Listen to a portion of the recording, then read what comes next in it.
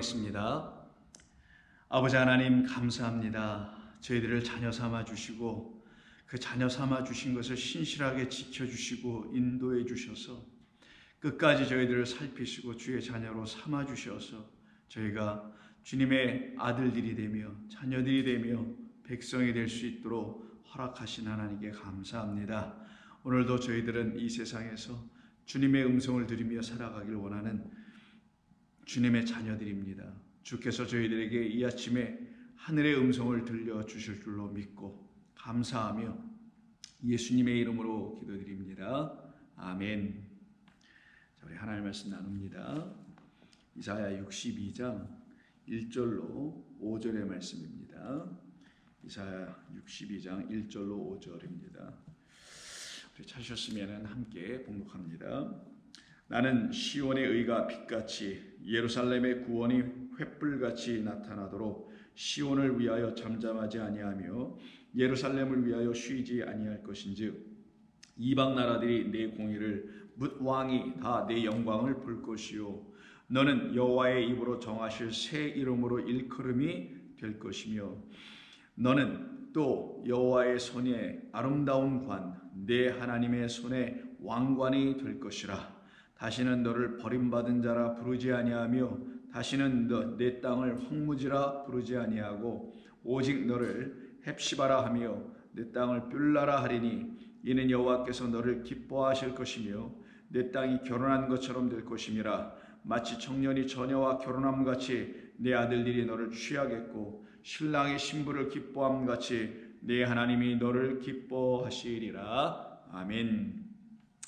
우리 지난 시간을 통해서 62장 1절과 2절의 말씀만을 나눴었습니다. 우리가 나눴던 말씀은 우리에게 새 이름을 다시 회복시켜 주시겠다는 하나님의 약속을 하나님께서는 당신께서 친히 당신의 일하심으로 당신의 열심으로 다 이루셔서 우리들이 가져야 될 그 새 이름이 우리 가운데 아로 새겨질 수 있도록 하시는 하나님의 놀라운 은혜에 대한 말씀을 우리가 함께 들었습니다. 그래서 우리가 가진 이름은 여호와 그 이름이며 우리 주 예수 그리스도를 통해서 알게 된 영원하신 우리 아버지 하나님이라는 그 이름이었던 것이죠.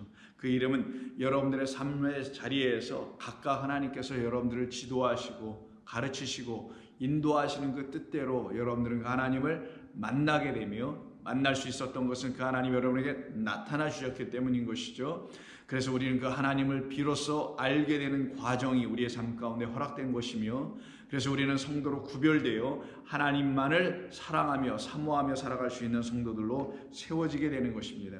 그 새 이름을 가진 자들 외에는 그가 누구인지를 알 수가 없게 됩니다. 바로 그들에게 주시는 축복의 말씀이 3절부터 5절에 대한 말씀입니다. 너는 또 여호와의 손에 아름다운 관, 내 하나님의 손에 왕관이 될 것이라 라고 하는 이 축복의 메시지부터 시작합니다. 우리들에게 하나님께서 당신의 손에 갖고 계신 것이 있는데 그것을 놓고 성경은 아름다운 관은 머리에 쓰는 겁니다. 면류관을 말하는 것입니다. 내 하나님의 손에 왕관이 될 것이라. 바로 우리를 하나님께서 이렇게 존귀히 여기신다는 것이죠. 그래서 관을 씌워주신다라는 말씀은 우리를 당신의 거룩한 존재로 완전히 삼으시겠다라는 그런 약속을 이루시는 하나님의 의지가 나타나 있는 말씀입니다. 그리고 하시는 말씀이 4절에 다시는 너를 버림받은 자라 부르지 아니하며 다시는 내 땅을 황무지라 부르지 아니하고 오직 너를 헵시바라 하며 내 땅을 뷸라라 하리니 이는 여호와께서 너를 기뻐하실 것이며 내 땅이 결혼한 것처럼 될 것임이라 라고 말씀합니다.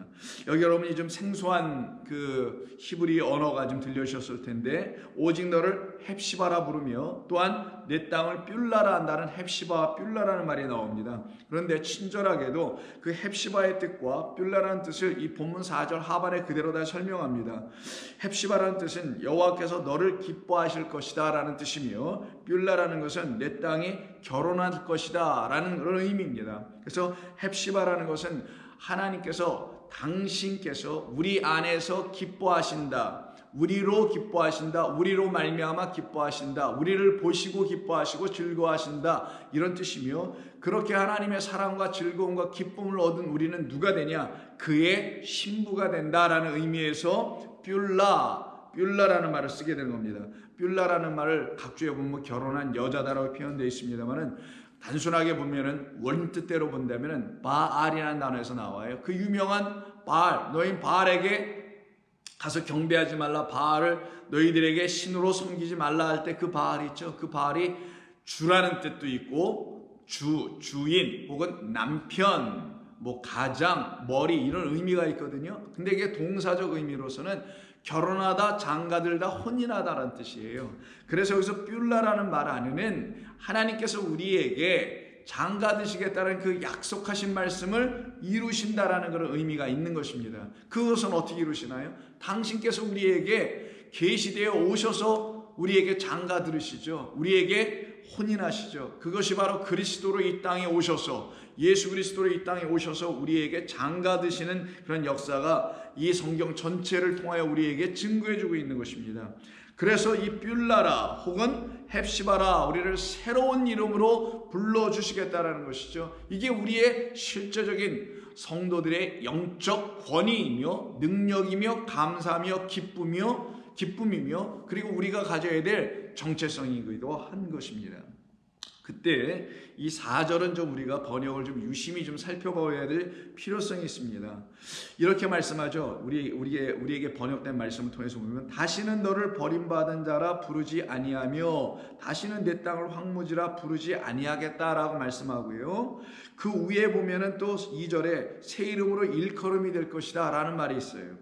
자, 위에서 일컬음이 될 것이라는 말과 같은 단어는 어떤 단어냐면 헵시바라 하며라고 한다 이게 아니고 헵시바라 일컫게 될 것이며 불리우게 될 것이며 또 뷸라라 하리니가 아니라 뷸라라 일컫게 될 것이며 뷸라라 부르게 될 것이다. 그게 바로 여호와 하나님이라는 그 이름 때문에 우리의 존재도 뷸라와 헵시바로 바뀐다는 것을 말합니다. 그래서 그렇게 일컬어지게 될 거라는 거예요. 그런데 여기서 부르지 아니하고라는 말이 4절에 나오죠. 다시 보면 다시는 너를 버림받는 자라 부르지 아니하며 내 땅을 황무지라 부르지 아니하다 할 때 부르다라는 말은 부르는 게 아니고요. 그건 카라라는 단어가 따로 있습니다. 그렇게 번역하려면은 이 말은 여러분 너무 잘 아시는 아마르예요. 아마르 많이 들으셨잖아요. 다바르와 아마르가 있다고 했죠. 다바르는 보이는 하나님의 말씀, 드러난 하나님의 말씀.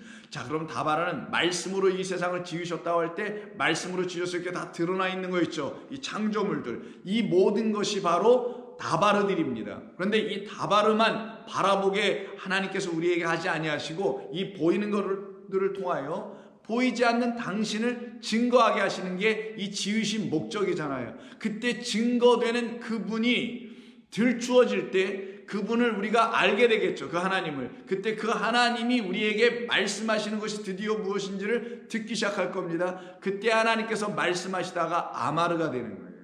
자, 그러면은 다시는 너를 버림받은 자라 아마르하지 않게 될 것이다 이런 말이거든요. 근데 이게 무슨 말인지 잘 이해가 되지 않습니다. 그럼 이걸 본래대로 한번 번역을 해보자고요. 이런 말이에요.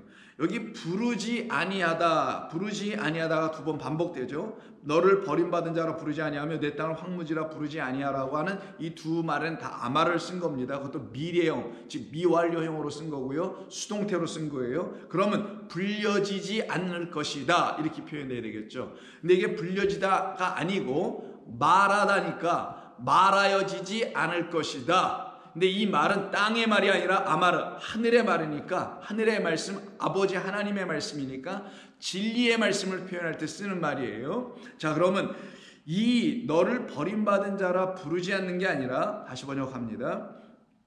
이 부르다라고 번역한 이 아마르의 시제는 말씀드린 대로 미완료, 즉 미래형이지만 여기에 주어는 3인칭 단수예요. 3인칭 단수면 그는 이라고 번역을 하거나 아니면 그것은 이라고 번역을 해야 됩니다.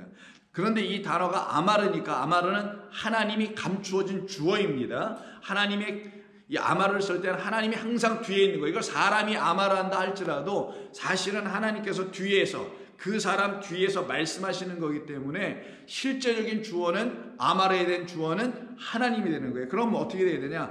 하나님은 불리워지지 않을 것이다. 더 이상 다시는 이런 말이에요. 그는 더 이상 불리워지지 아니할 것이다. 너를이 아니라 너희에게 이런 말입니다. 하나님은 더 이상 이렇게 불리워지거나 이렇게 선포되거나 이렇게 이런 진리로 너희들에게 불려지지, 너희들에게 언급되지, 너희에게 선포되지, 너희에게 말하여지지 않을 것이다. 이런 뜻입니다. 어떤 존재로? 버림받은 자라고, 이런 뜻이에요. 근데 이렇게 번역을 하면 누가 버림받았다는 겁니까? 주어가 하나님이니까 하나님은 너희들에게 버림받은 자라고 더 이상 불리워지지, 언급되지, 말하여지지 않게 될 것이다. 이건 하나님의 의지예요. 근데 우리말 번역은 누가 버림받은 걸로 되어 있습니까? 다시는 너를 버림받은 자라 부르지 않으니까 우리가 버림받은 걸로 되어 있잖아요. 근데 원래 원문은 그가 버림받은 걸로 되어 있는 거예요. 이 말은 무슨 말이겠어요? 하나님이 우리를 버리신 게 아니라 누가 하나님을 버렸다고요? 그렇죠. 우리가 버렸죠. 하나님 우리를 언제 버리신 적 있습니까? 만약에 하나님께서 우리를 버리셨다라고 혹시 가정을 한번 해본다면은 우리는 영원히 버려지는 거예요. 그거는 영원히 멸망 가운데 그냥 있는 겁니다. 하나님은 단 한 번도 우리를 버리신 적이 없어요. 문제는 우리가 그 하나님을 깨달아 알아보질 못했던 것뿐이지, 하나님은 날마다 우리에게 오셔서 두들기셨다니까요. 깨우치시려고 성령을 보내셨다니까요. 우리 안에 당신을 이미 넣으셨다니까요. 문제는 무엇이었느냐? 그런 우리가 그 하나님을 알아채질 못하고 알아보질 못했어요. 왜? 무엇 때문에? 바로 우리 생각 때문에, 우리 인간의 마음과 인간의 생각대로 제 길로 가버렸기 때문에 우리는 다 양 같아서 각각 제 길로 갔거늘 바로 그때 제 길로 가는 것은 그 양의 자기 마음으로 가는 거란 말이에요. 목자가 양들을 이끄는데 100이면 100마리가 다 양들은 목자를 쫓아가게 되는데 그 중에 어떤 양들이 각기 제 길로 갔거늘 한다면 그 양들은 그 목자의 말을 안 듣고 누구의 말을 들었다는 거예요. 자기라는 그 양, 자기 자신의 음성, 자기의 말을 듣고 따라갔다는 거거든요. 그럼 누가 누구를 버린 거냐고요. 양이 목자를 버린 거죠. 목자는 양을 버리지 않는다니까요. 일이나 늑대나 사자나 곰의 입에서 오히려 건져내는 그런 다윗과 같은 목자. 그래서 다윗이 뭐라고 합니까? 여호와는 나의 목자시니. 그런데 문제는 우리가 그 목자를, 선하신 그 목자를 버렸도다. 우리가 버린 것이지 그가 우리를 버린 게 아니란 말이에요. 그래서 우리가 그를 버렸기 때문에 그가, 하나님께서 우리로부터 우리를 말미암아 버림을 당하셨다라는 거예요. 이게 인간의 역사 전체입니다. 하나님은 당신의 형상과 모양과 뜻과 사랑으로 다 지어 우리에게 주신 것인데 누구를 알라고? 지어는 당신을 알라고. 그럼 우리는 영원히 함께 살아가는 건데, 그런 우리를 그렇게 지으셨음에도 불구하고 그런 우리들은 그 하나님을 버렸단 말이에요. 그게 바로 선악 지식 나무를 취하는 사건. 그래서 거짓된 지식을 가졌단 말이에요. 잘못된 지식을 가졌죠. 선악이란 지식만 가졌단 말이에요. 그걸 갖다 뭐라고 하냐? 내 백성이 무지하다라는 거예요. 그러면 내 백성이 무지하다는 건 이 성경을 모른다라는 말, 단순히 그런 의미가 아니라 다른 말로 표현하면 선악 지식만 갖고 있다라는 의미예요. 여러분 깨달아 이해하십니까? 제 말을? 성경을 몰라요? 저는 잘 몰라요. 여러분 성경 몰라도, 세세하게 목회자처럼 몰라도 여러분 구원받는 데 지장 하나도 없어요. 그건 하나님이 하시는 일이에요. 근데 문제는 뭐냐? 선악 지식만 갖고 있다라는 나 자신, 그 자신을 향하여 우리 하나님께서 찾아오셨다는 사실만 알면 되는 거예요. 내가 바로 선악 지식으로, 즉 내 안에는 내가 알고 있는 선, 내가 생각하는 악, 그래서 내가 판단할 때 이게 선이야, 내가 볼 때 저건 악이야 라고 자기 판단에 근거하여 그냥 선과 악을 나눠버려. 그래서 저 사람은 내 편, 저 사람은 내 편이 아닌 원수, 이렇게 나눠버려. 하나님도 그렇게 보더라는 거예요. 하나님은 나에게 때로는 나의 사랑하는 하나님, 때로는 나를 대적하는 하나님, 이렇게 나눠보더라는 거예요. 와, 내 하나님 나를 버리신 것 같아. 하나님은 나를 지금 또 돌봐주시는 것 같아. 날마다 이렇게 뒤죽박죽거리고 있는 이유가 여전히 하나님을 온전히 아는 지식이 없어 내 백성이 망한다고 말씀하셨던 그 지식이 없어서 그러는 거예요. 그 지식은 생명나무로부터 받아야 될 지식이에요. 우리 주 예수 그리스도는 그 생명나무로부터 받아야 할 지식인데 그 지식은 없어. 어떤 지식만 갖고 있느냐? 선악 지식만 갖고 살아가는 자, 그들을 갖다 자기 마음의 생각의 길로 걸어가는 자라고 하는 겁니다. 그래서 버린 자는 누구냐? 우리가 그를 버렸지 그가 우리를 버린 적은 없도다. 이것이 여러분의 신앙의 출발점이 되는 거예요. 근데 세상은 어떻습니까? 세상이 나를 버린 것 같아. 부모가 나를 버린 것 같아. 내 뜻대로 이루어지는 것 같이 보이지 않아. 그래서 날마다 버림받고 상처받고 이렇게 무슨 아프고 쓰린 것만 갖고 있는 것처럼 세상은 가르쳐버리잖아요.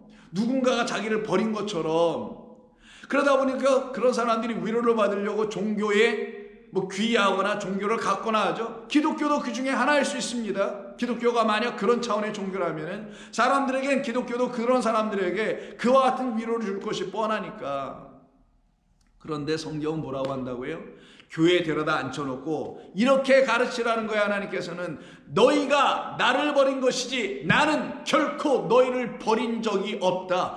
나는 너희를 버린 적이 없다라는 말 안에는 나는 너희를 버리지 않아 라는 나의 약속과 언약이 있다라는 걸 너희가 알아야 한다. 그래서 이제는 내가 너희에 의해서 너희에게 대하여 버림받은 자가 되지 않을 것이야 라고 지금 4절에서 말하는 거예요. 그리고 내 땅을 더 이상 너희들에게 내 땅에게 대하여 나는 하나님이죠. 그는 더 이상 황무지라라고 언급되지 않을 것이다. 아마르 되지 않을 것이다. 그러면 이 아말은 진리를 말하는 거라 그랬죠. 그럼 진리를 말하지 못하는 자들이 진리를 말한 다음에 흉내내면서 하는 말들이 뭐라고 했다는 거예요? 우리가 버림받았습니다. 우리 이 땅이 지금 황무합니다 라고 반대로 말하더라는 거예요. 진리가 아닌 걸 가지고 진리를 흉내내면서 아말을 하고 있더라는 거죠. 그거를 하나님께서 퇴치해버리시고 하나님께서 말씀하시기를 아니다. 내 백성아, 너희 내 백성은 들어라. 그럼 그때 하나님의 백성들, 하나님의 말씀을 들을 백성들이 어디에 있을까요? 성전에 있었습니다. 지금은 교회에 있어요. 그 성전에 있는 자들 중에서도 대다수는 못 들었지만 소수는 그 하나님의 말씀을 들었단 말이에요. 지금도 마찬가지입니다.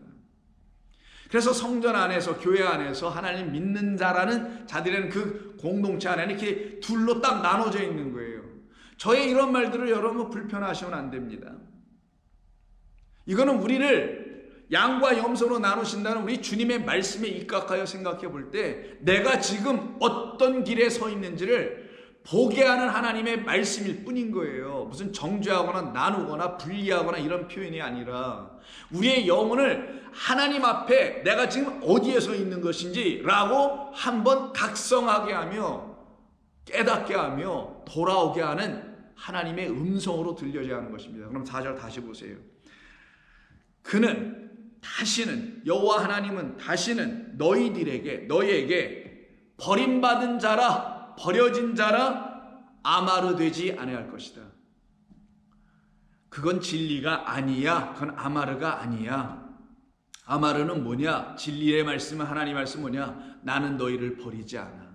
고로 너희들도 나에 의해서 버림받게 되지 않아. 이 버림받게 되지 않게 하기 위해서 내가 나를 떠난 너희들을 향하여, 그래서 나를 떠났으니까 이미 버려진 것처럼 보여지는 너희들을 향하여 나는 너희를 안 버리고 있는데 내가 직접 찾아가서 너희를 내 것으로 다시 데리고 와야만이 나는 너희들에게서 더 이상 버림받게 되지 아니하고 그때 너희는 나의 사랑을 알게 되며 그 사랑을 알게 될 때 하나님은 나의 영원하신 아버지, 나의 영원하신 신랑, 나의 영원하신 남편, 나의 짝은 나를 한시도 졸지도 주무시도 침 삼키는 동안에도 잊어버리시거나 떠나시거나 망각하신 적이 없었구나 라는 걸 깨달아 알게 될 때 당신이 나의 영원한 신랑 진짜 바알입니다. 나는 그 당신이 바알, 나의 주, 나의 남편인지 모르고 거짓된 다른 모든 잡다한 것들을 나의 바알이라고, 나의 하나님이라고, 나의 남편이라고, 나의 주인이라고 섬기고 살아왔었네요.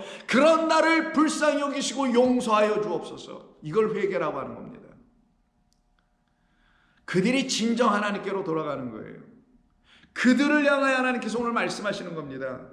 그래서 다시는 너에게 나는 여호와 하나님은 버림받지 아니하며 다시는 내 땅에 그 너희들이 있는 그 땅 내가 준 그 땅에게 나는 그 여호와 하나님은 황무지라 불려지지 않을 것이다. 내 그 땅에 내가 씨를 안 뿌릴 줄 아냐? 황무지라는 게 뭐예요? 누를 황자 없을 무자예요. 그러면 누른 것이 없다. 씨가 뿌려서 추수하면 누러지잖아요. 가을에 보면은 들판을 그 말인 거거든요. 황무지라는 게 뭐예요? 누른 것이 전혀 없다. 씨가 뿌려진 적이 없다. 없는 땅이라는 게 황무지라는 뜻이에요. 본래 문자적 의미가. 자, 그렇다면 황무지가 되게 하지 않을 거야 너에게. 그러면 내가 너에게 가서 뭐 하실 거라는 거예요? 씨 뿌려줄게. 어떤 씨? 약속해놓은 그 씨 제라 그 후손 내가 뿌려줄게. 당신 자신. 이게 신앙의 개갈이 여기서 나는 겁니다. 그러니 내가 그 땅이어야 되는 거구나. 아니 성경이 말한 땅은 나였구나. 그 땅의 짝은 그럼 뭐겠어요? 땅. 여러분 하늘이 있으면 뭐가 있어요? 땅이 있잖아요. 산이 있으면 강이 있고 이래 술이 짝이 있잖아요. 남자가 있으면 여자가 있고 세상은 전부 다 이렇게 짝으로 돼 있지 않냐고요. 그럼 땅의 짝은 하늘. 하늘은 곧 하나님. 하늘이라는 그 하나님께서 우리 땅에 대하여 내가 씨 뿌려줘서 더 이상 황무지라고 너희들이 말하지 못하게 할 거야. 그런 비진리들을 내놓지 않게 할 거야. 나로 말미암아 열매를 맺어 나의 아들들 곧 생명의 씨를 갖고 그 씨를 잉태하여 해산의 수고를 통하여 아들 난 그 기쁨들을 너희들이 다 갖게 할 거야. 이때 아들 난 게 뭐라고요? 진리를 갖게 됐다라는 걸 알게 할 거야. 참된 생명의 아들 그리스도 예수라는 그 진리의 아들을 갖게 됐다는 걸 내가 다 알게 해줄 거야. 이런 뜻을 담고 있는 거예요 지금 성경이. 오직 왜냐하면 하고 여기 없는데 왜냐하면 내가 너를 헵시바라 불려질 것이며 여기도 똑같습니다. 너를 헵시바라 불려지게 할 것이며 이렇게 수동이 돼요. 너를 헵시바라 부르는 게 아니라 너를 헵시바라고 불려지게 할 거야. 이런 뜻이고 너를 뷸라라 내 땅을 뷸라라 불려지게 할 거야. 땅에는 뷸라 결혼을 썼고요. 그리고 헵시바에 해당되는 우리 한 사람 한 사람 자신에 대해서는 하나님께서 당신의 기뻐함을 입은 자라는 의미의 헵시바를 쓰고 있어요. 그러면 그 다음에 하나님께서 그걸 다 설명하시기를 내 땅이 결혼한 것처럼 될 것이다 라고 하죠. 그럼 땅은 누가 결혼한다고요? 말씀드린 대로 하늘과 결혼하죠. 그거를 설명한 게 마치 5절 마치 청년이 처녀와 결혼한 같이 결혼함같이라고 설명하죠. 이건 비유고 남자와 여자를 하나님께서 창조하신 이유는 다 비유다라는 거예요. 청년과 처녀가 있는 건 비유다. 그들이 결혼한 같이 사실은 하늘과 땅 창세기 1장 1절 하나님이 태초에 천지를 창조하시다. 태초에 하나님 천지를 창조할 때 천과 지 하늘과 땅은 짝이었다. 둘은 같아야 한다. 땅인 우리는 하늘이라는 그 하나님과 같아야만 된다. 이것이 창조의 뜻이다. 근데 이걸 모르고 선악지식 나무만 갖고 있으니 선악지식 나무를 취하여 그 열매를 먹은 자 되어 있으니 이걸 알 길이 없었단 말이에요. 그런 우리를 불쌍히 여기셔서 그걸 모르면 계속 버림받은 하나님은 계속 우리에게서 버림받고 우리는 영원한 멸망과 저주 가운데 떨어져 있는 우리가 될 수밖에 없기 때문에 그런 우리에게 찾아오셔서 하시는 일이 뭐냐? 내가 너희를 버리지 않을 거예요. 그런데 이스라엘 백성들은 어때요? 끊임없이 버리죠. 그래서 신명기 28장에 보시게 되면 두 가지에 대한 상반된 이야기가 나와요. 모세에게 하나님께서 말씀하시는 거예요. 너 내 백성에게 이걸 꼭 가르치고 넌 내게 와야 해. 그걸 어떤 걸 가르치냐면 첫 번째는 그들로 하여금 나의 말을 순종하게 그럼 그들 복 줄 거야 내가. 이거 얘기해 줘라. 그래서 먼저는 28장 1절부터 15절인가 뭐 그쯤까지는 전부 다 어떤 말씀을 하냐면 그들이 받아야 될 복 그것은 순종함으로 순종은 엎드려 뭐 졸졸졸 따라다니는 게 아니라 하나님의 말씀 샤마라고 했죠. 듣는 거. 그래서 12절 보면 여호와께서 너를 위하여 하늘의 아름다운 보고를 여시사 내 땅에 때를 따라 비를 내리시고 내 손으로 하는 모든 일에 복을 주시리니 내가 많은 민족에 구워줄 줄 알아 너는 꾸지 아니할 것이요 여호와께서 너를 머리가 되고 꼬리가 되지 않게 하시며 여러분 많이 들어보신 이런 이야기죠. 이건 전에도 해석했으니까 더 이상 오늘 하지 않겠습니다. 그런데 20절 이하에 보면은 그렇지 아니하고 하나님의 말씀을 듣지 아니하므로 누구의 말을 들어 그럼? 자기 자신의 마음에 있는 이야기를 듣네. 그게 바로 자기 인간의 마음이라고 그랬죠. 그게 바로 선악지식의 말들이라고 그랬죠. 그 말을 듣고 살아가는 자들은 여호와 하나님은 다 잊어버리고 떠나버리는 자들이 돼요. 그래서 20절 내가 악을 행하며 그를 잊음으로, 이게 잊음으로라고 되어 있지만 잊는 게 아니라 오늘 본문의 말씀으로 번역한다면 버렸다라는 그 단어 아자브를 쓰고 있어요. 그러면 뭐예요? 그를 버렸으므로, 하나님을 버린 건 누구라고요? 우리. 무엇 때문에요? 조급한 인간의 얄팍하고도 조급하고 시급한 그 지식 때문에, 그냥 급한 마음에 하나님이 왜 나한테 응답을 안 해주시지? 그래서 자기 생각대로 뭐 해버려요. 이 마음 때문에 결국 어떤 일까지 벌어지게 하냐? 하나님의 음성을 듣는 일에까지 가지를 못하더라는 거예요. 그래서 내가 악을 행하며 그를 버림으로 내 손으로 하는 모든 일에 여호와께서 저주와 혼란과 책망을 내릴 것이다. 그래서 하나님의 말씀을 듣지 않는 자들의 삶에 나타나는 현상은 이거 세 가지가 분명히 있을 겁니다. 반드시 그 안에 저주가 있을 거고요. 반드시 혼란과 책망받음이 반드시 있을 거예요. 결국은 망하게 하며 속히 파멸하게 하실 것이다. 하나님의 경고에 이거는 나를 떠나지 말라. 나는 너희를 떠난 적이 없으니 내 말을 들어라. 그럼 너희는 내 것이라는 것을 하나님은 가르치시잖아요. 같은 말씀이 29장에도 있어요. 29장 25절 보시면 이렇게 말씀합니다. 18절부터 볼까요? 29장 18절. 너희 중에 남자나 여자나 가족이나 집하나 오늘 그 마음이 우리 하나님 여호와를 떠나서 그 모든 민족 아자브에게 떠나서 버려서예요. 떠나서가 아니라 하나님을 버리고 떠나는 거. 모든 민족들에게 떠나가서 그들을 섬길까 염려하노라. 너 거기 가면 그들이 내주는 독초와 쑥의 뿌리가 너희들 가운데 저주로 들어가게 될 거야 라는 경고를 하세요. 그들은 율법책에 기록된 모든 언약대로 결국 저주받는다고 21절에서 말씀하시네요. 그러면서 23절에서 그 온 땅이 유황이 되며 소금이 되며 또 불에 타서 심지도 못하며 결실함도 없으며 거기에는 아무 풀도 나지 아니함 같이 옛적에 여호와께서 격분으로 멸시하신 소돔과 고모라와 아드마와 스보임의 무너진 같음을 비유하시는 것이죠. 옛날 이야기를. 그 땅이 이렇게 황무하게 될 거라는 거예요. 근데 아까 본문에서 어떻게 해요? 내 땅을 더 이상, 내 땅에 대하여 내가 더 이상 황무한 자가 되게 되지 않을 거야. 나는 너희들에게 가서 황무가 아니라 씨를 가져다주는 번성의 하나님이 되게 될 거야. 하늘의 백성, 그 무별로 다시 나게 하는 그 번영, 그 번성, 그 생축의 역사가 너희들에게 일어나게 할 거야라는 그런 말씀을 담는 거예요. 이때 25절에서 말씀하기를 그때 사람들이 대답하기를 무리가 자기 조상의 하나님 여호와께서 그들의 조상을 애굽에서 인도하여 내실 때에 더불어 세우신 언약을 버리고, 이 버리고가 아자, 버리고 자기들이 원하는 신들을 찾아 떠났다라는 거예요. 그래서 결국 그들에게 받았던 건 재앙이고 진노고 격분이었다. 그래서 내가 너희들에게 하나님으로 말미암아 보냄을 받아 애굽에서 너희를 데리고 나온 거야 라고 지금 모세가 말하고 있는 것입니다. 그런 모세의 이야기는 여기서 끝나지 않아요. 모세는 또 한 번 하나님께서 모세에게 또 말씀하시는 게 31장 16절 보시면 또 여호와께서 모세에게 이르시되 너는 내 조상과 함께 누우려니와 너 이제 곧 나에게 올 거다. 오기 전에 내가 너에게 한 번 더 명령할 거야. 내 백성에게 이렇게 가르쳐라라고. 이 백성은 그 땅으로 들어가 음란히 그 땅의 이방 신들을 따르며, 이게 하나님을 떠났던 내용, 실제적인 내용입니다. 음란히 그 땅의 이방 신들을 따르며 일어날 것이요 나를 아자브 버리고, 그래서 나는 버림받았고 내가 그들과 맺은 언약을 어길 것이다. 그러나 나는 어기지 않을 것이다. 항상 이게 반대로 나타나는 거예요. 하나님께서는 우리에게 당신의 약속과 언약을 해놓으시고는 너희들은 그렇지만 나는 내 언약을 지키기 위해서 이렇게 할 거야 라고 말씀하시는 거잖아요. 이게 이스라엘 백성들의 모습이었었어요. 그러나 이 회중 가운데 하나님의 말씀, 순종의 말씀을 다시 듣고 하나님 앞에 서는 그런 무리들도 있었겠죠. 그래서 같은 31장 앞에 6절에서 이렇게 말합니다. 너희는 강하고 담대하라. 두려워하지 말라. 그들 앞에서 떨지 말라. 이는 내 하나님 여호와 그가 너와 함께 가시며 결코 너를 아자브 떠나지 아니하시며 버리지 아니하실 것임이라 하고 하나님 안 버리신다잖아요. 결코 안 버리신다.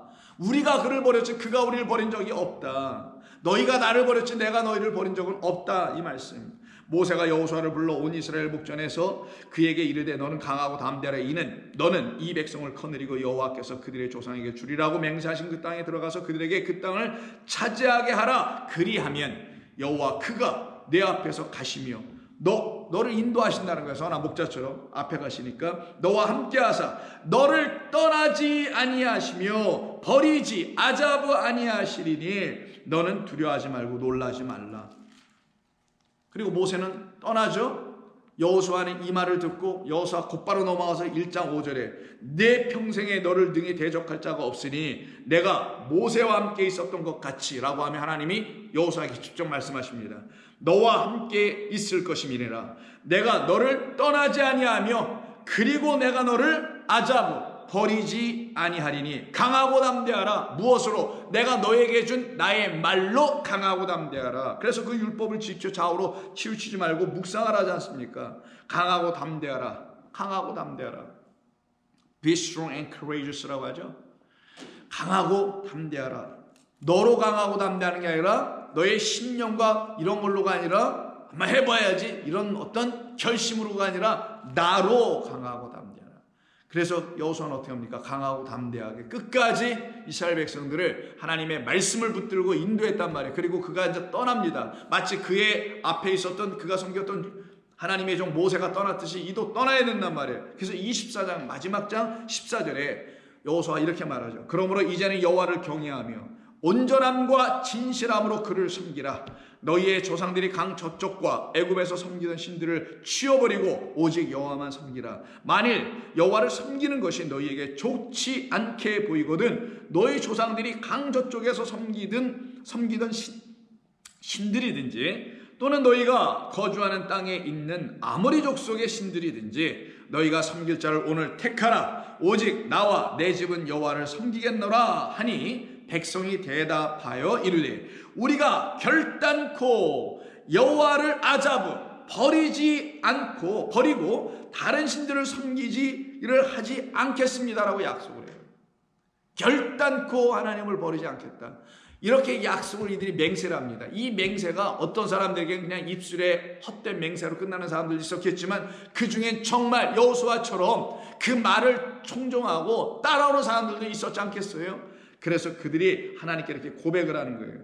19절 여호수아가 백성에게 이르되 너희가 여호와를 능히 섬기지 못할 것은 그는 거룩하신 하나님이시요 질투하는 하나님이시니 우리가 한번 섬겨보겠다는 그들의 그 열심을 꺾어버리고 아니야 하나님이 너희들을 섬겨주셔야 너희들은 비로소 그를 따라올 수 있게 되는 것뿐이야. 마치 목자가 양들을 섬겨주는 것 돌보아주고 인도하여 푸른 초장 물가로 이끌어주는 것처럼 그게 섬김이란다. 그렇지 않고 양들이 어떻게 물을 찾아갈 거니 가다가 늑대 이리한테 다 잡혀먹지. 마찬가지로 너희들이 여호와를 섬기겠다는 하는 말을 하지 말고 언약하신 말씀만 믿어라. 그 말씀에 너를 붙여라. 같이 접목시켜라. 접붙여라 이런 말이에요.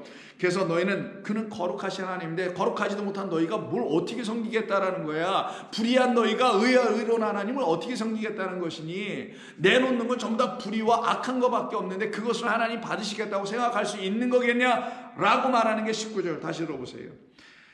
여호와를 능히 섬기지 못할 것이다 너희들은. 왜냐하면 그는 거룩하신 하나님이시요 질투하신 하나님이시기 때문이라. 너희의 잘못과 죄들을 사하지 아니하실 것입니다. 만일 너희가 여호와를 아잡아 버리고 이방 신들을 섬기면 너희에게 복을 내리신 후에라도 돌이켜 너희에게 재앙을 내리시고 너희를 멸하실 수 있으실 것이다.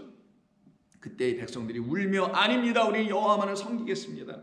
그런 백성들 나오죠. 당연히 나오죠. 아닙니다. 여호와 하나님만을 섬기겠습니다.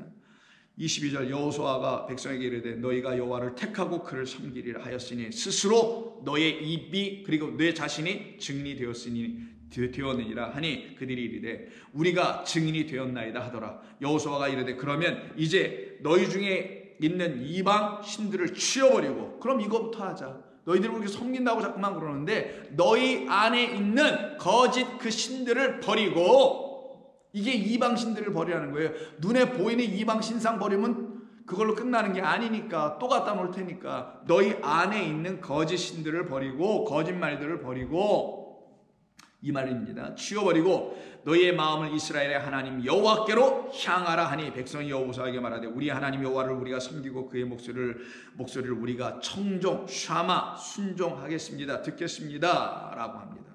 그때 여기서 언약을 다시 맺게 되죠. 이와 같이 이스라엘 백성들을 이끌어 가고 있었습니다. 그럼 이스라엘 백성들 중에는 둘로 나눠졌다는 거잖아요. 한 사람들은 여호와 하나님의 말씀을 청종하고 듣고 그래서 축복을 받는 사람들, 그 축복은 버림받지 아니하는 축복이죠. 누가?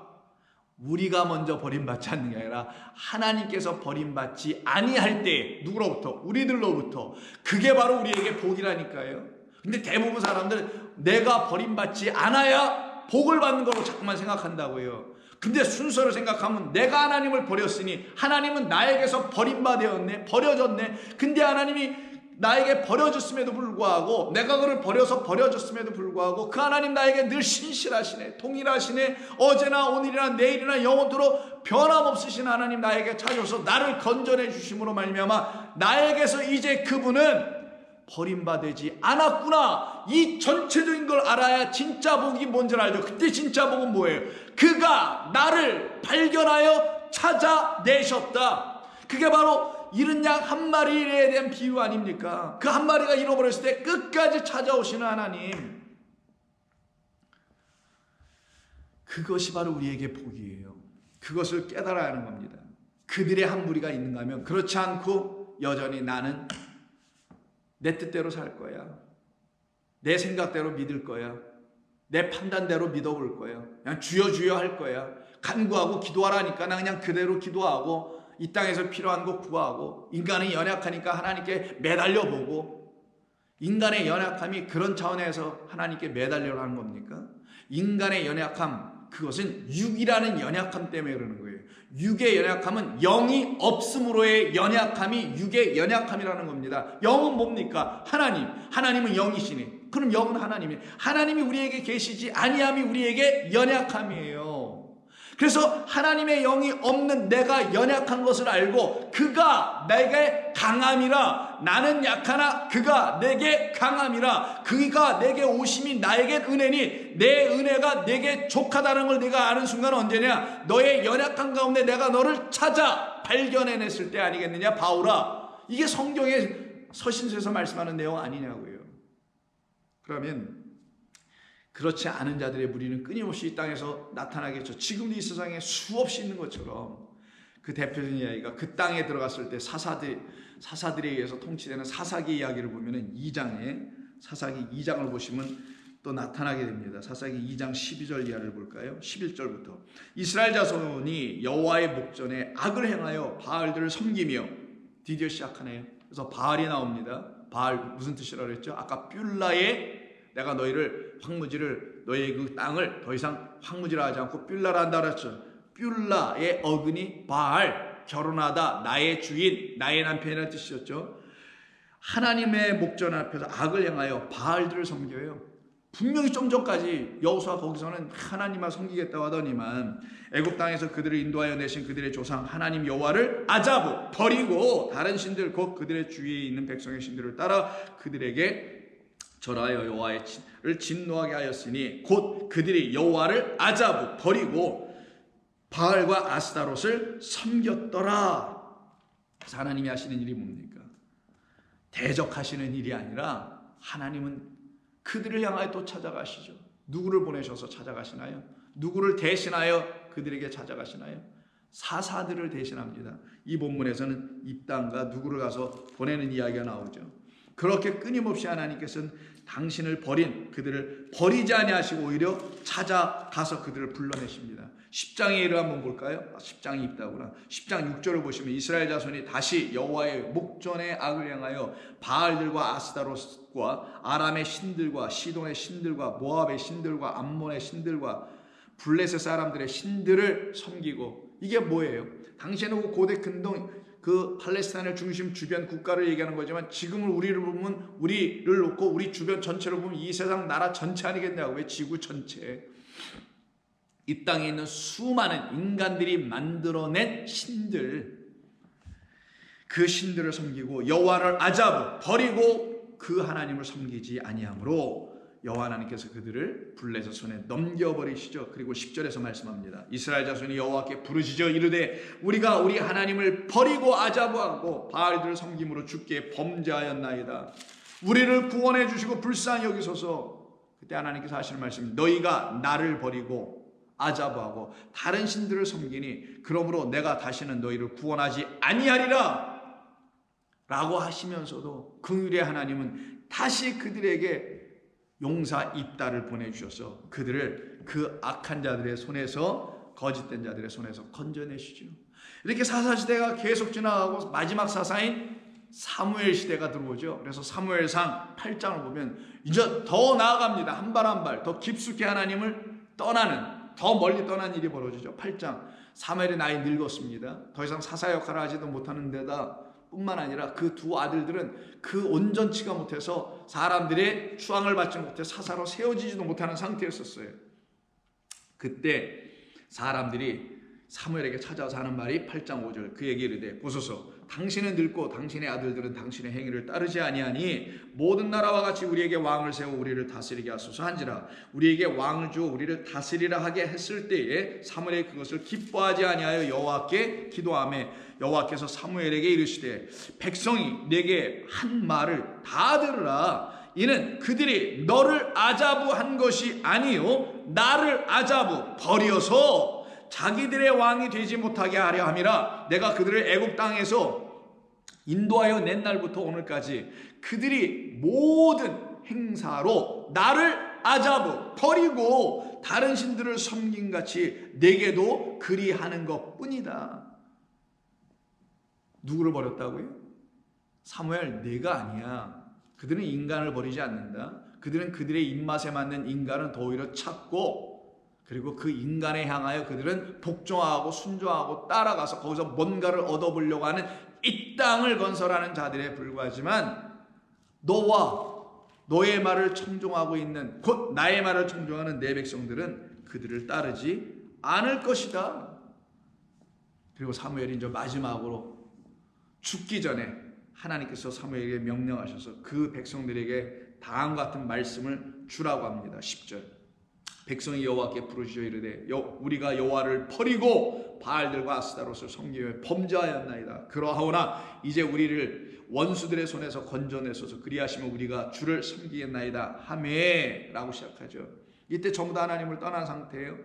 이렇게 떠나 있는 그들을 향하여 12절에서 너희가 암몬 자손의 왕 나하스가 너희를 치러 옴을 보고 너희의 하나님 여호와께서는 너희의 왕이 되심에도 불구하고 너희가 내게 이르기를 아니라 여호와 하나님 우리의 왕이 아니라, 버렸잖아요. 그때 우리를 다스릴 왕이 있어야겠다 하였도다. 그러나 14절, 너희가 만일 여호와를 다시 경외하고 그를 섬기며 그만이 너희에게 왕이니 그가 너희에게 주시는 말씀을 들으면 너희는 다 구원받고 살아나게 하는 그 왕, 너의 나라를 지켜주는 왕이 될 것이라는 그의 목소리를 듣고 여호와의 명령을 거역하지 아니하며 또 너희와 너희를 다스리는 왕이 너희의 하나님 여호와를 따르면 좋겠지만 만일 너희가 여호와의 목소리를 듣지 아니하고 여호와의 명령을 거역하며 여호와의 손이 너희 조상들을 치신 것 같이 너희를 치실 것이라.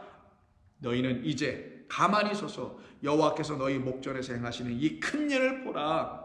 가만히 서서 하나님이 일하시는 걸 보랬더니만 이들이 또 성전을 지어놓고는 다윗 왕 솔로몬 지나면서 성전 시대에 들어오면서 하나님을 본격적으로 떠나네요. 그전에는 성전이 없으니까 주변에 있는 성전 비스무리하게 저는 아스타롯 신전이라든가 바알 신전이라든가 뭐 다곤 신전이라든가 이런 데 가서 이렇게 얼핏 쳐다보면서 그걸 흉내내고 있었던 그들이 이젠 자기들도 아주 멋지고 화려한 예루살렘 성전을 딱 전놨거든요. 그때부터는 무슨 짓을 하냐, 예루살렘 성전이 그냥 우상이 돼버리네. 그리고 성전에서 가르치는 율법사들 제사장들이 가르치는 인간의 가르침 말이 결국은 여호와 하나님을 모독하는 말, 거짓된 하나님, 결국은 마귀를 가르치는 말로만 횡행하고 있었던 그 성전의 시대가 바로 이사야 시대며 예레미야 시대며 호세아 시대며 등등의 선지자들이 활동했던 시대란 말이에요.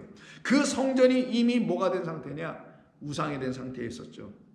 거기를 향하여 예레미야 16장을 보시게 되면 하나님께서 뭐라고 하시냐, 하나님께서 예레미야 15장 19절부터 여호와께서 이와 같이 말씀하시되 네가 만일 돌아오면 내가 너를 다시 이끌어 내 앞에 세울 것이요 내가 너를 버린 게 아니고 내가 나를 버린 것이니 그러니 내가 나에게 돌아온다는 건 내가 너를 찾고 있음을 내가 알고 있다라는 것이란다.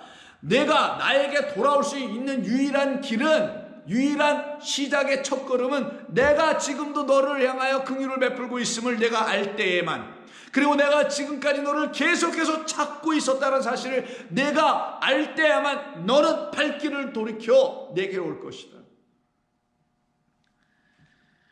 이끌어 내가 만일 돌아오면 내가 너를 다시 이끌어 내 앞에 세울 것이며 내가 만일 헛된 것을 버리고 귀한 것을 말한다면 비진리를 버리고 자기 말 버리고 하나님의 참된 말 갖고 그것을 진리로 생명으로 은혜의 말씀으로 말할 수 있는 그것을 갖다 귀한 것을 말한다면이라고 말하는 거예요. 너는 나의 입이 될 것이라. 여호와 입에서 뭐가 나와요? 살리는 떡이 나오죠. 살리는 말씀이 나온단 말이에요. 그것을 말할 수 있는 자가 될 것이다. 근데 16장 들어가면 여호와의 하나님의 이 뜻대로 살지 아니하고 그들은 전부 다 사망, 저주, 혼란, 책망을 받기에 합당한 합당한 삶을 하나님의 집이요 거룩한 집이요라고 하는 그 성전에서 그렇게 살아가고 있는데 거기는 이미 사망으로 가득 차네. 죽음으로만 가득해 있네. 그래서 그 집을 무슨 집이라고 부르는지 아십니까? 여호와의 집 성전을 초상집이라고 부릅니다. 16장 5절 여호와께서 이와 같이 말씀하시되 초상집에 들어가지 말라.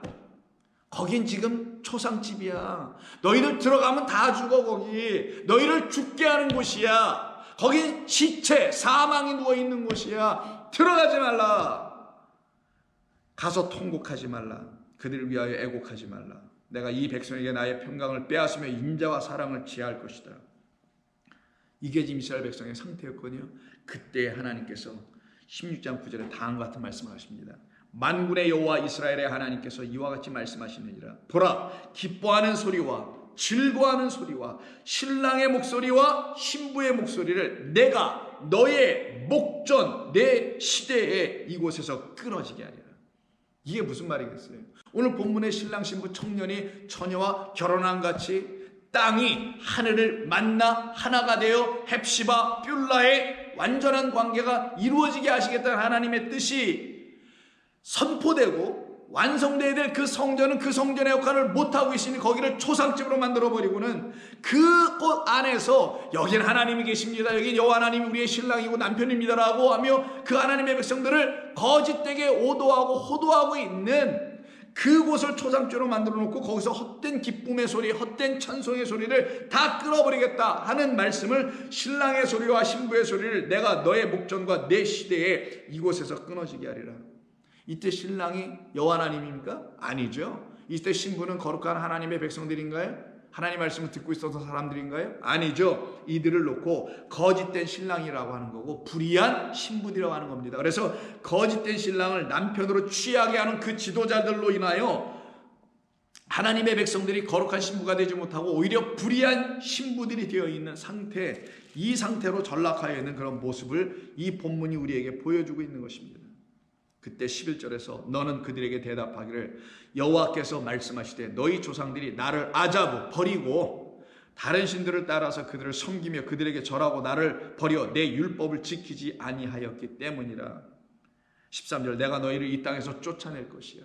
이 땅 바로 그 땅 황무지가 되어 있는 그 땅에서 내가 너희를 쫓아내서 내 아들 약속의 땅 온전한 하나님의 말씀이 흘러넘치는 그 에덴 동산 그 동산 중앙에서 물이 흘러나 온 세상을 적시게 하는 우리 주 예수 그리스도 내가 생수야. 오늘 내가 나를 만났는데 수가성 여인에게 내가 너에게 하나님 주려고 하는 그 선물을 줄 그 생수를 줄 자인 것을 내가 알았더라면 내게 구하였을 것이라는 그에게서만 흘러 넘치는 그 땅으로 쫓아내시겠다는 뜻인 것이지 그 땅에서 너희들을 안 되니까 그냥 쫓아버리고 심판해버리시겠다는 단순한 그런 1차적인 말이 아니란 말이에요. 성경은 항상 성경을 여러분이 읽으실 때는 아 그래 그 땅에서 쫓겨나야지 라고 깨달아 알아들어야 되는 거고 성도면 그럼 어느 땅으로 가야 되냐? 약속하신 땅 누구? 어디? 이 땅에 또 어디 있나요? 약속하신 땅이? 없죠. 이스라엘 백성들이 여기가 약속하신 땅이었다는데 여기 말고 또 어디로 갈 거예요? 진짜 약속하신 땅은 보이지 않는 그 땅, 젖과 꿀이 흘러 넘치게 하는 그 땅, 우리에게 생명을 준다는 의미에서 젖과 꿀이 넘치는 그 땅, 약속의 땅, 약속의 옷은 그리스도란 말이에요. 그래서 쫓아내어 너희와 너희 조상들이 알지 못하던 땅에, 그 땅, 약속의 땅, 그에게 이르게 할 것이라. 너희가 거기서 주야로 다른 신들을 섬기리니 이는 내가 너희에게 은혜를 베풀지 아니하니라. 깨달아 알 때까지는 너는 헛된 제사, 헛된 예배, 경배 드리게 될 것이나 때가 참에 하나님께서 그들에게 찾아오시죠. 이 상태를 놓고 간음한 이스라엘 백성들이라고 하는 겁니다. 간음한 시온의 딸들이라고 하는 거예요. 간음한 시온의 여호와의 신부들이라고 하는 겁니다. 바로 이와 같은 딸들과 이와 같은 신부들에 반대하여 하나님께서 내 신부는 이런 신부다, 내가 찾는 신부는 이런 신부며 내 신부들은 내가 그 신부들에게 이런 마음을 집어넣어 주어서 다음과 같은 이런 마음을 그들의 마음속에 넣어주셔서 저와 여러분들이라는 하나님 신부들에게는, 내 신부들에게는 다음과 같은 이런 마음들을 넣어주셔서 나를 쫓아오고 따라오게 하면, 나를 떠나지 않으면 나를 버리지 않게 하게 할 거야. 왜? 내가 먼저 그에게 찾아가서 그에게 버림받지 않게 하는 나의 나타남이 그에게 역사됐기 때문이라는 겁니다. 대표적인 사람이 누굽니까? 여러분 잘 아시는 룻이라는 여자 아닙니까? 모압 땅이라는 이방 땅에서 살고 있었던, 하나님의 하자도 모르고 있었던, 그러나 이스라엘 백성들은 하나님의 하나님 모든 걸 다 알고 있고 여호와까지 다 알고 있었던 그들은 오히려 떠나 간음했지만 모압 땅에서 하나님의 하자도 모르고 있었던 한 여인 룻 아니냐고요. 이 룻은 이스라엘의 하나님의 그 백성이 되길 원하였던 사람, 하나님의 언약의 백성이 되길 원하였던 사람이었죠. 그래서 그 나오미를 따르게 되죠. 떠나지 않고 따르고 버리지 않고 따르잖아요. 이때 그가 버리지 않고 따랐던 것은 나오미였나요? 아니죠. 그가 믿었던, 나오미 그 시어미가 믿었던 그 하나님, 그 여호와, 그 이름을 떠나지 않았다라는 것을 말하는 거 여러분 아시지 않습니까? 이때 하나님께서 하신 일이 그 집의 모든 남편들이죠. 모두 다 그 신랑들을 다 죽이게 하시고, 오직 이 사건을 하신 것은 당신만이 그들 모두에게 유일한 단 하나의 신랑이며 남편이며 라는 사실을 알게 하시려고 약속하신 대로 나오미, 그리고 그 가정, 그 모든 것을 대표하는 사람, 하나님을 쫓아간 사람 룻에게 약속한 대로 보아스를 허락해 주시는 이야기 여러분 들어보셔서 알 겁니다. 그럼 룻기서 한번 보죠. 1장. 다 죽습니다. 아들들이 다. 남편도 죽어요. 3절에 남편 죽죠. 5절 보니까 두 아들 말론과 기론이 죽습니다. 그럼 과부들만 잔뜩 있는 집안이 돼버린 거죠. 남편 없는 자들. 그 말은 바로 로마서 7장에 있는 것처럼 첫 번째 남편, 율법의 남편이 떠나간다는 걸 말하기도 하는 것이죠. 그렇게 떠나가고 있는 이 상태에 다 죽었어요. 그때 누구만 남습니까? 오르바와 룻과 그리고 이 두 며느리의 시어머니인 나오미만 딱 남죠. 1장 6절에 보면 그 여인이 모압 지방에서 여호와께서 자기 백성을 돌보시사 그들에게 양식 주셨다함을 듣고 두 며느리들과 함께 일어나 모압 지방에서 그 베들레헴을 향하여 돌아가려고 할 때에 두 며느리들 중에 중약하고 큰 며느리 누구라 그랬죠? 오르바는 자기 집으로 돌아가 버리고, 그게 바로 여호와를 떠나는 자가 되고, 나오미를 함께 쫓아갔던 둘째 며느리는 누굽니까? 바로 룻이죠. 룻은 14절에 보니까 그를 쫓았더라, 붙쫓았더라 라고 하죠. 나오미가 또 이르되 보라, 네 동서는 그의 백성과 그의 신들에게로 돌아가나니. 이게 바로 아까 바알과 그 다른 신들을 쫓아가고 돌아가는 자들, 너도 그 너의 동서를 따라 돌아가라 하니 룻이 이르되 내게 어머니를 떠나며 가여라. 어머니를 아자부 버리며 어머니를 따르지 말고 돌아가라고 강권하지 마옵소서. 어머니께서 가시는 곳에 나도 가고 어머니께서 머무시는 곳에 나도 머물겠나이다. 어머니의 백성이 나의 백성이 되고 어머니의 하나님이 나의 하나님이 되시리니. 그러니 이는 나오미를 따라가는 게 아니라 누굴 따라가려고 했다고요? 자기가 지금까지 시집와서 들었던 그 하나님을 소망하며 그 하나님 따라가려고 했다는 거예요. 어머니께서 죽으시는 곳에서 나도 죽고 거기 묻힐 것이라. 만일 내가 죽는 일 외에 어머니를 떠나면 여호와께서 내게 벌을 내리시며 더 내리시기를 원하나이다 라고 해서 어머니를 따라 베들레헴에 도착하여 하나님께서 만나게 하실 누구를 만납니까? 바로 기업 물을 자 보아스를 만나게 되죠. 보아스 만나는 장면 2장 11절. 보아스가 그에게 대답하여 룻에게 대답하여 이르되 내 남편이 죽은 후로 내가 시어머니에게 행한 모든 것과 내 부모와 고국을 떠나 부모 친척 고향을 다 떠나 알지 못하던 백성에게 온 일이 내게 분명히 알려졌느니라. 여호와께서 네게 행한 모든 일에 보답하시기를 원하며 이스라엘 하나님 여호와께서 그의 날개 아래에 보호를 받으러 온 내게 온전한 상 주시기를 원하노라. 주의 날개로 덮어주시기를 원하노라 라고 말을 하네요. 누가? 하나님께서 너를 그렇게 덮어주시기를. 그때 룻이 말하기를 주여 내 주여 내가 당신께 은혜 있기를 원하노라. 당신이 이 하녀를 위로하셨고 마음을 기쁘게 하시는 말씀하셨나이다. 요 구절을 갖다가 오늘 본문에서 헵시바 나의 기쁨이 내 안에 있다 라는 뜻을 갖고 있는 그 헵시바, 당신 때문에 나는 기뻐지고 있어요. 당신의 그 말로 나는 당신 안에서 기쁨을 지금 얻고 있습니다 라고 대답을 해주네요. 그럼 이 주의 날개 안에 덮였다라는 말을 실제로 이 보아스와 룻 관계 사이에서 이루는 내용이 뭡니까? 둘이 한 방에 들어가는 것이죠. 그리고 어떻게 해요? 벗은 그의 몸을, 룻의 몸을 주의 날개가 아닌 날개와 똑같은 단어로 사용하고 있는 그 보아스의 옷자락으로 덮어주네요. 3장 9절. 이르되 내가 누구냐 하니 대답하되 나는 당신의 여종 룻이오니 당신의 옷자락 그 날개, 이게 카나프라고 합니다. 날개 그 옷자락을 펴 당신의 여종을 덮으소서. 이는 왜냐하면 나는 당신으로 말미암아 하나님께서 내게 주신다는 그 영원한 그의 나라 그 기업을 내가 다시 돌이켜 받아야 되기 때문입니다. 당신만이 나에게 기업 물을 자가 되기 때문입니다. 이때 기업 물을 자 고엘이라고 하죠. 사실은 가알에서 나온 말, 당신이 나를 구속하다 구원하실 유일한 분입니다. 그러면 하나님을 버리지 아니하고 다시 하나님께로 돌아오고 있는 이 룻의 이야기를 통하여 우리에게 주시려고 하시는 말씀이 뭐겠어요? 바로 하나님은 여전히 우리 한 영혼 한 영혼을 찾고 계시다.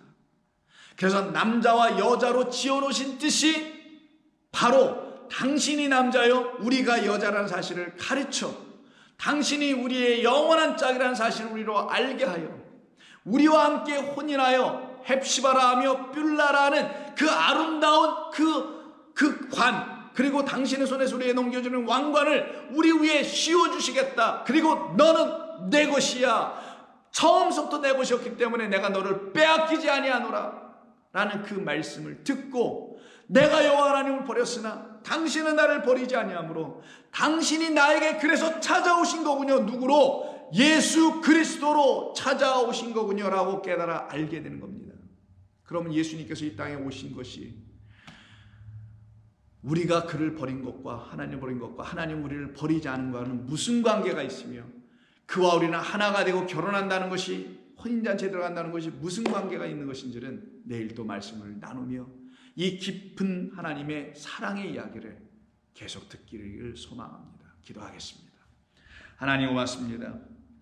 우리는 다 한때 양 같아서 각기 우리의 생각대로 하나님을 떠나 우리가 정해놓은 바알들, 우리의 남편과 우리의 신랑들을 찾아 헤매고 그래서 결국은 하나님을 떠난 가늠한 자들이었음을 이렇게 깨달아 알게 해주시고, 그러나 그 자리에서 하나님께서는 우리에게 은혜를 부어주시며 깨닫게 해주시며 용서해 주시며 거룩한 주의 백성 그 신부로 다시 만들어주시는 이 영광의 이야기가 우리 모두에게 들려줬사오니 감사 찬송 돌리옵니다. 우리를 죽는 그날까지, 아버지의 나라에 영원히 거하는 그날까지 인도하여 주시기를 소원하오며 예수님의 이름으로 기도하옵나이다. 아멘.